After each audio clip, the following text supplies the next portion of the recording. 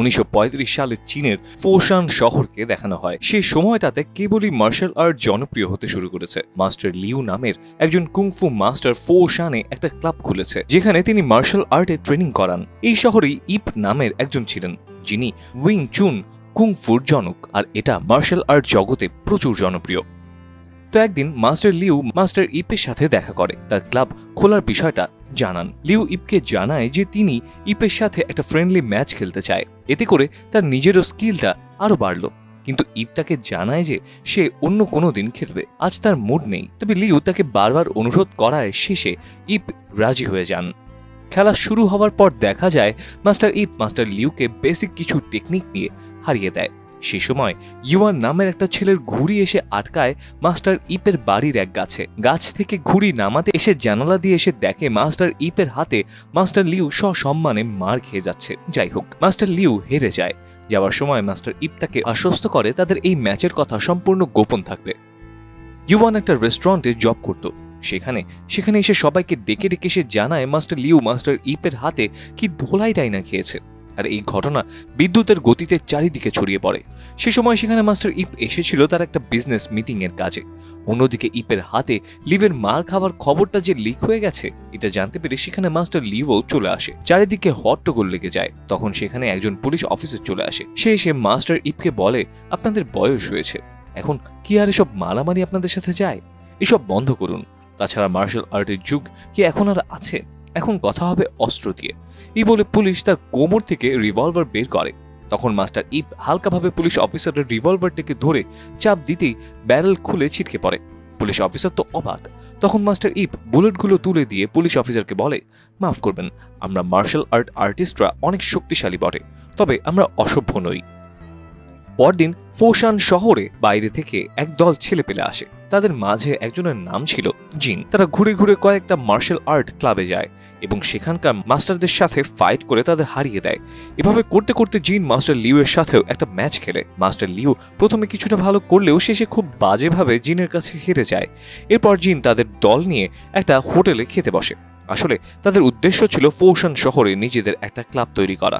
এই কারণে সে প্রতিটা ক্লাবে গিয়ে মাস্টারদের সাথে ফাইট করে নিজের কেলমা দেখিয়ে এসেছে। এতে করে আরো ভালো মতো তারা এই শহরে আধিপত্য করতে পারবে। তাদের কথাবার্তা শুনে সেই হোটেলের এক বৃদ্ধ লোক জিনকে বলে, এইসব ছোটখাটো মাস্টারদের হারিয়ে এত বাহাদুরি করার কিছুই নেই, তোমরা তো এখনো আসল মাস্টারের দেখাই পাওনি। তখন জি জানতে পারে এই শহরের বিখ্যাত মাস্টার হচ্ছেন ইপ। মাস্টার ইপ তার বাসাতেই ছিল। আসলে মার্শাল আর্টের প্রতি তার সকল ধ্যান জ্ঞান। এতে করে পরিবারকে তিনি খুব একটা সময় দিতে পারেন না, আর এটাই তার প্রতি তার স্ত্রী আর সন্তানের অভিযোগ। তখনই জিন তার লোকজন নিয়ে মাস্টার ইপের বাড়িতে আসে। মাস্টার ইপ বাইরে বেরিয়ে আসলে জিন তাকে জানায় যে সে এই শহরে একটা ক্লাব খুলবে, তাই সে আগে ভাগেই তার শক্তির পরিচয় দেখাচ্ছে। এখন সে ইপের সাথে লড়াই করতে চায়। তখন মাস্টার ইপ জিনকে বলে, দেখুন, ক্লাব খোলার জন্য সুন্দর জায়গা প্রয়োজন, মারামারি করার তো কোনো দরকার নেই। এই বলে মাস্টার ইপ তার ঘরের ভিতরে চলে গেলে জিনও ভিতরে ঢুকে পড়ে। এটা দেখে মাস্টার ইপের স্ত্রী ভীষণ রেগে যায়। সে সবাইকে বাইরে চলে যেতে বলে। মাস্টার ইপও জিনের সাথে মারামারি করতে চাচ্ছিল না। আসলে সে এখন চায় নিজের পরিবারকে একটু সময় দিতে। তখন জিন মাস্টার ইপকে বলে, তুমি আমার সাথে ফাইট করতে ভয় পাচ্ছ, নাকি তোমার স্ত্রীর ভয়ে সেধিয়ে যাচ্ছ? মাস্টার ইপ বলে, কোনো পুরুষই তার স্ত্রীকে ভয় পায় না, বরং সম্মান দেখায়। কিন্তু জিন তো তাদের টিজ করেই যাচ্ছে যে সে না হয় ইপের সাথে এক হাত ব্যবহার করেই খেলবে। জিনের লোকজনের চেঁচামেচি শুনে মাস্টার ইপের স্ত্রী সবাইকে চুপ করতে বলে। এরপর সে ইপকে বলে ঘরের কোনো জিনিস যেন না ভাঙে। এই বলে সে চলে যায়। মাস্টার ইপের তো বেশ খুশি লাগে, কেননা তার বউই তাকে পারমিশন দিয়ে দিয়েছে।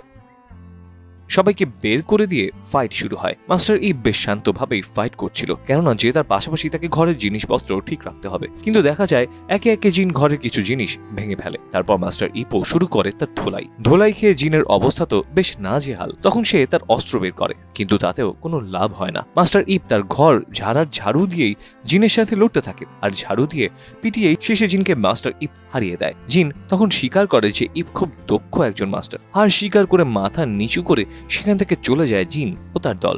আর এই ফাইটের খবর ছড়িয়ে পড়ে পুরো শহরে। মাস্টার ইপ আরো বেশি সম্মানিত হতে থাকে, কেননা সে অন্য শহরের একজন দক্ষ প্লেয়ারকেও হারিয়ে দিয়েছে, নিজেদের শহরের সুনাম এনেছে।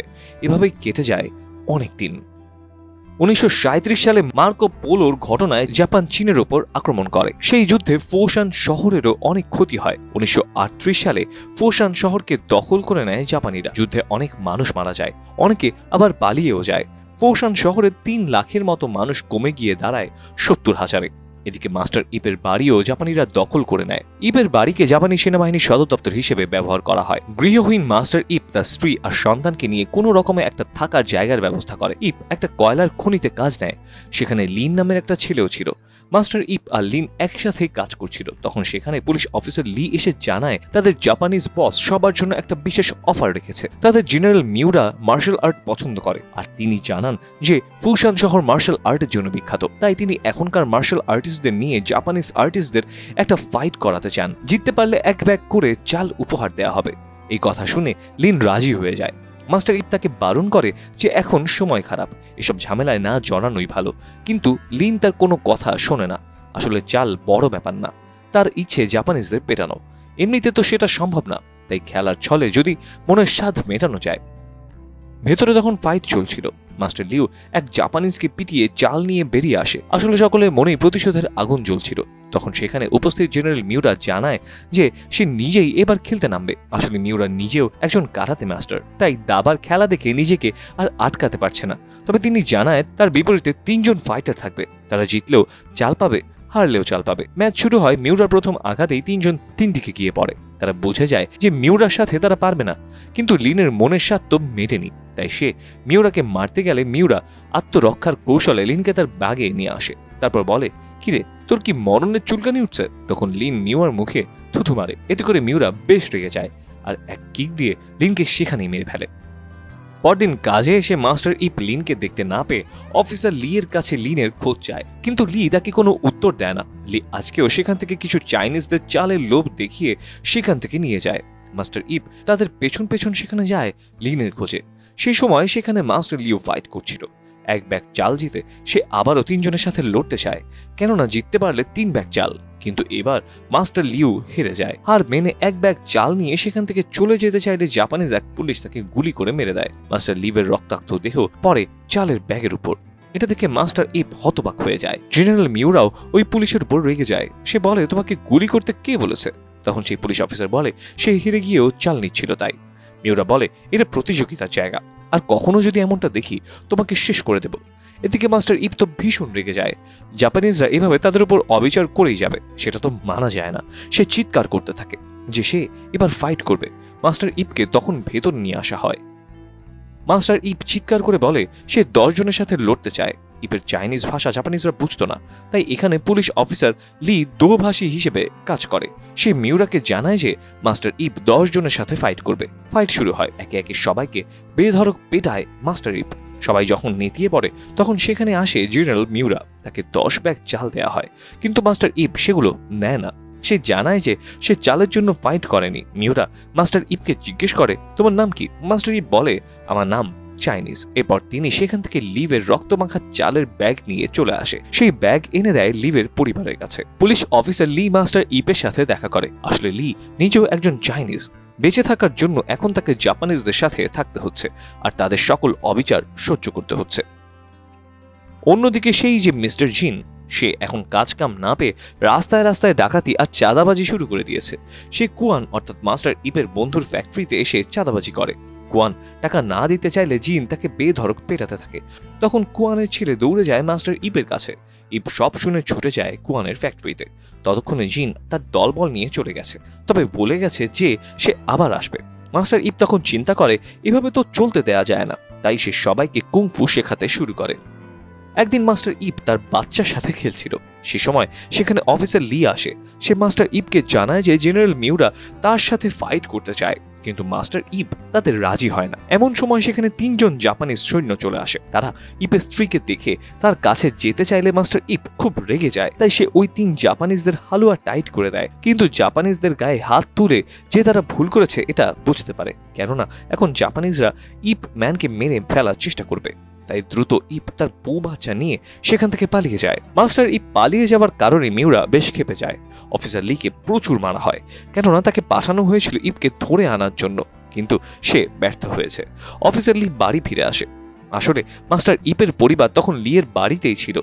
লি মাস্টার ইপকে সাবধানে থাকতে বলে, কেননা জাপানিজরা এখন মাস্টার ইপকে হারিকেন জ্বালিয়ে খুঁজছে। এদিকে জেনারেল মিউরার কানে খবর গিয়েছে যে মাস্টার ইপকে বেশিরভাগ সময় একটা তুলোর ফ্যাক্টরিতে দেখা যায়, আর সেটা ছিল কুয়ানের। দলবল নিয়ে মিউরা সেখানে যায়, কিন্তু তখন তো আর ইপ ম্যান সেখানে ছিল না, তাই সবাইকে বেশ টর্চার করা হয় মাস্টার ইপ কোথায় আছে সেটা জানার জন্য। এই খবর পেয়ে আবার মাস্টার ইপ নিজে নিজেই সেখানে চলে আসে। কর্নেল সাতো ইপের মাথায় বন্দুক তাক করে। তখন মিউরা এসে বলে, আরে সাতো, তুমি একটু হলেই কেন তোমার কালো বন্দুককে বের করো, আমি তাকে আরো একটা সুযোগ দিতে চাই। জেনারেল মিউরা মাস্টার ইপকে জানায় যেহেতু সে আর্মিদের মেরেছে তার শাস্তি শুধুই মৃত্যুদণ্ড, তবে ইপের ট্যালেন্ট আছে, তাই সে যদি তার কুংফু ট্রিক্স জাপানিজ সেনাদের শেখায় তাহলে তারা ইপের জীবন ভিক্ষা দেবে। কিন্তু ইপ মিউরার এই প্রস্তাবে সরাসরি না করে দেয়, কেননা সে জানে জাপানিজরা কত বড় নিয়মক হারাম। পাল্টা মাস্টার ইপ মিউরাকে একটা প্রস্তাব দেয়, সে মিউরার সাথে একা লড়াই করতে চায়। এটা শুনে তো জেনারেল মিউরা টাসকি খেয়ে যায়। সে সময় কিছু না বলে মাস্টার ইপকে ধরে তাদের বেস ক্যাম্পে নিয়ে যায়। অন্যদিকে মাস্টার ইপের স্ত্রী কান্না করতে থাকে। ওয়ানকে সে বলতে থাকে, সারা জীবন এই মারামারি করা নিয়ে আমি তাকে কত কথা শুনিয়েছি, কত অভিযোগ করেছি, তাকে সবসময় বারণ করতাম যেন সে সব ছেড়ে দেয়, কখনো তার পছন্দকে মূল্যায়ন করিনি, কিন্তু আজ মনে হচ্ছে এটাই তার জীবনের শেষ লড়াই। কিন্তু আমি চাই তাকে আরো একবার সুযোগ দেয়া হোক, সে আরো একবার খেলুক, আমি আর তাকে বারণ করব না। এদিকে ম্যাচ শুরু হয়ে গেছে। স্বৈরাচারী জাপানিজ জেনারেল বনাম নিপীড়িত চাইনিজ গ্র্যান্ড মাস্টার। সবাই নিশ্চিত এই খেলায় হারলেও মাস্টার ইপ মারা যাবে, জিতলেও মারা যাবে। চারিদিকে এই ম্যাচ দেখার জন্য উৎসুক হয়ে আছে সবাই। ম্যাচের আগে অফিসার লি মাস্টার ইপকে বারবার বলে দিয়েছে ইপ যেন মিউরাকে জিতিয়ে দেয়, নয়তো মিউরা ইপকে মেরে ফেলবে। জীবনে বেঁচে থাকাটা আগে জরুরি। খেলার শুরুতে জেনারেল মিউরা কানের নিচে একটা বনকে তবদা দিয়ে যায়, তবে খেলা বেশ হাড্ডাহাড্ডি চলতে থাকে, কেউ কারো থেকে কম না। একটা পর্যায়ে জাপানিজ কারাতে চাইনিজ কুংফুর কাছে হার মানে। মাস্টার ইপের ঘুষির চোটে জেনারেল মিউরার নাক মুখ দিয়ে রক্ত বেরিয়ে যায়। অফিসার লি তো বেশ ভয় পাচ্ছিল, সে বারবার কর্নেল সাতোর হাতের দিকে তাকায়। তার মনে হয় এই না বন্দুক বের করে গুলি করে মেরে দেবে মাস্টার ইপকে। জেনারেল মিউরা উঠে দাঁড়ায়, কিন্তু তাতে কি, মাস্টার ইপের চাপে তার পিঠ তো দেয়ালে থেকে গেছে। মাস্টার ইপ তার উইং চুন স্টাইলে জেনারেল মিউরাকে কাবাব বানাতে থাকে। মুখ দিয়ে রক্ত আর লালা বেরিয়ে শেষে মাটিতে লুটিয়ে পড়ে জেনারেল মিউরা। চারিদিকে ইপম্যান ধ্বনিতে মুখরিত হয়ে যায়। আজকের ইপম্যানের যেন গোটা ফোশান শহরের জয়। চাইনিজদের মাথা উঁচু করেছে ইপম্যান। হঠাৎ কর্নেল সাতোর বন্দুকের গুলি ইপম্যানের বুকে এফোর ওফোর করে দেয়। মুহূর্তেই থমকে যায় সব। ভিড়ের মাঝ থেকে ইপম্যানের স্ত্রী আর ফুটফুটে বাচ্চা তাকিয়েছিল ইপম্যানের দিকে। অফিসার লি সাতোর বন্দুক দিয়ে সাতোকেই মেরে দেয়। চারিদিকে মানুষের কোলাহল তৈরি হয়, জেগে ওঠে সবাই। সকল চাইনিজদের রক্ত যেন টকবগিয়ে উঠেছে। মাস্টার ইপের স্ত্রী সহ আরো কয়েকজন এসে ইপকে ধরে নিয়ে যায়। সেই থেকে যুদ্ধ চলে আরো কয়েক বছর। অবশেষে 1945 সালে জাপান চায়নার কাছে আত্মসমর্পণ করে। সেদিনের ঘটনার পর সৌভাগ্যক্রমে মাস্টার ইপ প্রাণে বেঁচে গিয়েছিল। তিনি তার পরিবার নিয়ে চলে গিয়েছিলেন হংকংয়ে। সেখানেই তিনি তার উইং চুন ক্লাব তৈরি করেন। অনেক ছেলেদের তিনি কুংফু শেখান। সেই সময় পুরো পৃথিবী জুড়ে তার শীর্ষ ছিল প্রায় 20 লাখের মতো, আর তারা সকলেই ছিলেন তুখোড় প্লেয়ার। তাদের মাঝে একজন হলেন স্বনামধন্য মাস্টার আর্ট তারকা ব্রুসলি। মাস্টার ইপম্যানই ছিলেন ব্রুসলির গুরু। মুভিটি এখানেই শেষ হয়। তো আজ এ পর্যন্তই। আবার আসবো নতুন কোনো মুভির এক্সপ্লেনেশন নিয়ে। যদি আপনার কোনো পছন্দের মুভির এক্সপ্লেনেশনের রিকোয়েস্ট থাকে তাহলে সেটা কমেন্টে জানাতে পারেন। পরবর্তী ভিডিও দেখতে চ্যানেলটি সাবস্ক্রাইব করে পাশে থাকা বেল আইকনে ক্লিক করুন।